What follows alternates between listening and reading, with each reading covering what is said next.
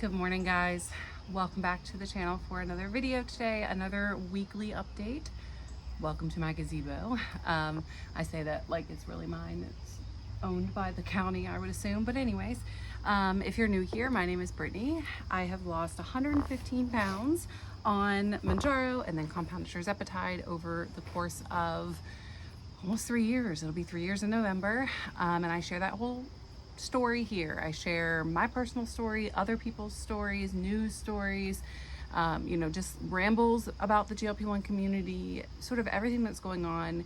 I've been thinking recently about like, what's my overall goal? Like, what is my purpose in the GLP1 space? Because, there's creators that do news, there's creators that do like a combo of news and tips and tricks. And while I do some of that stuff too, I really think that when I sit down and think about it and really want to like nail down what my space is, I feel like the word is support. That's what I'm trying to offer every single person that comes across my channel, is support in whichever way you need support. And so if that sounds like you, I'd love to have you subscribe, stick around, join in the conversation. Every time you comment, it helps the algorithm so much, therefore helping my channel so much, and allows me to support more. So with all that being said, this is my weekly update where I just kind of talk about everything that's been going on. I have some stuff from me this week. As you guys know, if you watched my last video or my Thursday video, I decided to increase my dosage again. I was feeling a little more food noise and a little bit more out of control. So I want to talk about all of that. And then I also have some news stories, some studies that have come out, stuff that I want to talk about as well. So we will just get going right off the bat with me. So I posted that video on Thursday where I'm just feeling, out of control maintenance wise, with more food noise, more hunger, and more like sugar cravings, which is new for me because I am not somebody, like I've always been a salty over sweet person. And so for me to crave sweet things is different. So, that's kind of been throwing me off a little bit lately. Now, I also 100% realize that I am, entering into like perimenopausal type stuff. I'm 37. And some will say that's really young for that. It is, but I started my cycle at 9. So I'm, getting to the point where perimenopause, not full menopause obviously, but like perimenopausal symptoms could be a thing. So that could be part of it as well. But, yeah, that's how I've, kind of been feeling in terms of life lately. So I increased my dosage, as I told you guys I was gonna do. I was on like 5 milligrams and I ended up going up to 7.5 milligrams this week. I did that injection on Thursday night, as I always do, and pretty much instantly, like that night, so Thursday night, Friday night, Saturday night, it started with insomnia. And if you've been around, you know that that is my symptom, or like my side effect, whatever, from this that I struggle with the most. So Friday night, Thursday night was okay. Like I think I'd taken the injection really close to bed, but Friday night and Saturday night were awful. Like Saturday night, I think I maybe slept 2 hours. I just tossed and turned all night long. I ended up taking like a Benadryl. That didn't help. It was useless. And then I just felt groggy. It was awful. And so what I did was I sat back and I evaluated like what's going on? What am I doing differently?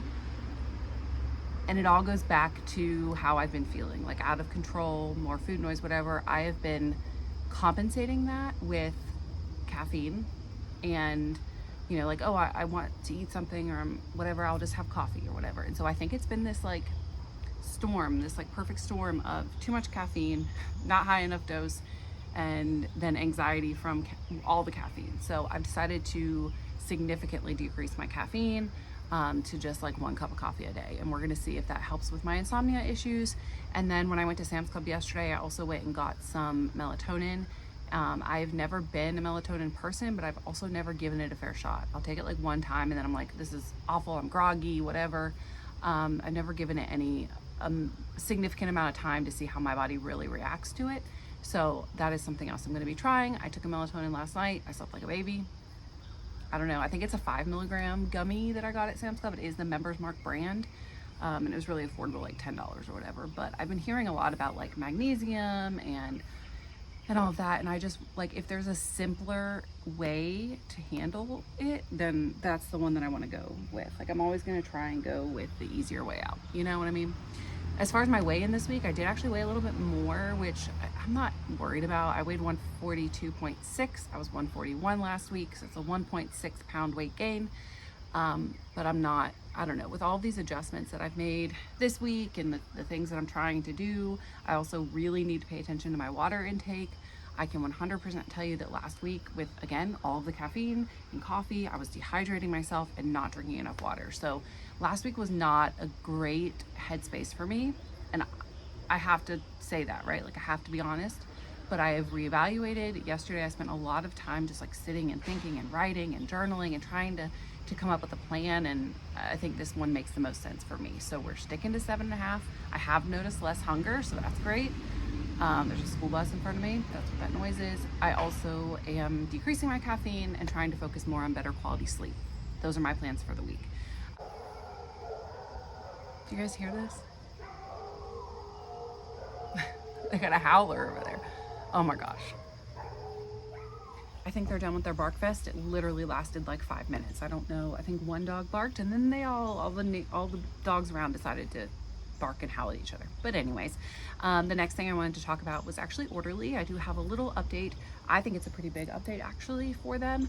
So they have just come out with some new BMI requirements.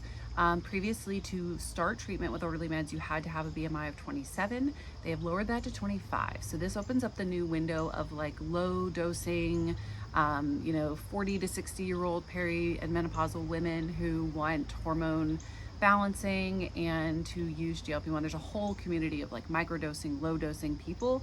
And so this opens up the possibility for those people to get treatment with a lower BMI, because 25 is a lot easier to meet in a 30 to 40-year-old woman than the 27 was. So I think that's really good news for a community that I am actually approaching very quickly, more quickly than I would like to. It's really good news for them. And then they've also lowered the transfer in BMI. So it used to be, I think it was 22 or 23, where you could come from another company and transfer in on your current dose or on maintenance or whatever. That amount is now 20. So if you have a BMI of 20 or higher, you can transfer in. Now, say you have a BMI of like 20, 21, and you're currently on 2.5, again, for low dosing or microdosing or just because, you can come to Orderly Meds.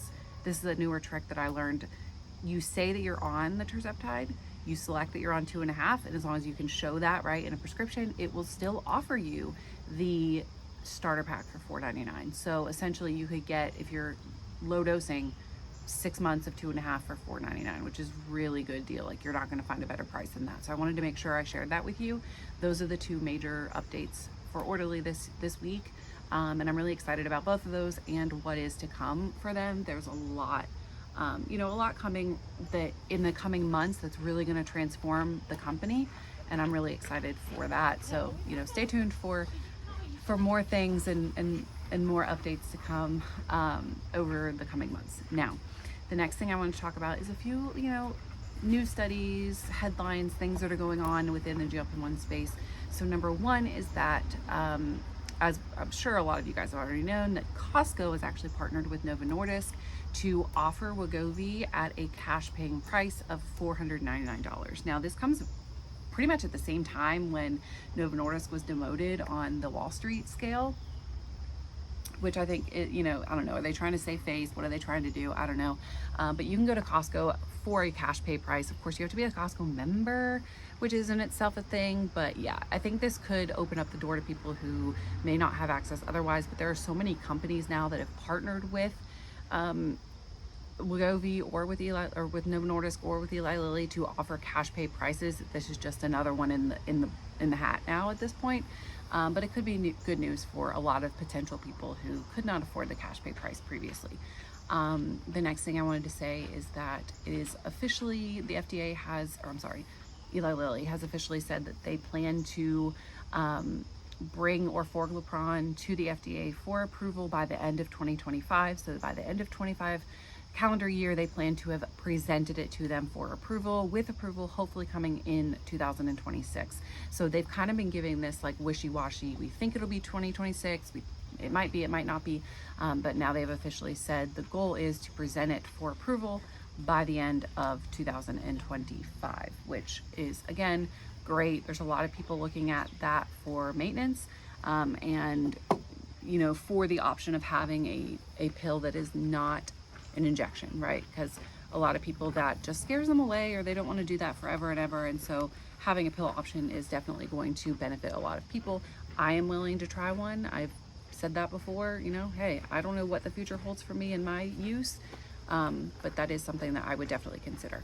The last thing I want to talk about is something that I am just like, you guys know, I've been in this sort of wellness space lately with, you know, looking at how GLP-1s overall affect our health and how they benefit us overall, right? Not just weight loss. And so I came across this study that was done, it was a cohort study. So 2 different universities did data, and they came together to present their data together. And what they did was they looked at 82,000 and some odd people over the course of 10 years and their records. So between 2015 and 2025, they were looking at this data. And most of these participants, or most of these people, were women. It was 62.8% female that were being studied. And what that ended up doing was providing us with some really good data on the risks of cancer and the lower risk of cancer over the course of that 10-year period on GLP-1 use versus not on GLP-1 use. And what the study shows is that women have a significantly, like 12% decreased risk of ovarian, endometrial, and meningioma cancers. And we already know that the risk of breast cancer has been lower. That study came out, I don't know, what, 6 to 8 months ago. So definitely, I don't know, it speaks to the longevity and overall what, you know, again, I'm like, oh, GLP-1s aren't a miracle, but then something else comes out and I'm like, oh, wait, they are a miracle. Like, it's a miracle. What it's been able to do for so many people, and what the longevity of it in our health is. Now, another thing that I thought was really interesting that came out within this study is that it showed no increased risk for thyroid or pancreatic cancer. Now, we know that thyroid tumors are a black box warning. However, those results and that warning development came from mice. And so it's really cool to see that being studied within women and men, people, over a long period of time, and what that outcome actually is. And it showed no increased risk for thyroid cancer. Now, that is still very preliminary, again, of course, but you know, a lot of people have been saying that that's one of the fears, right? Cancer, you're going to develop cancer, whatever.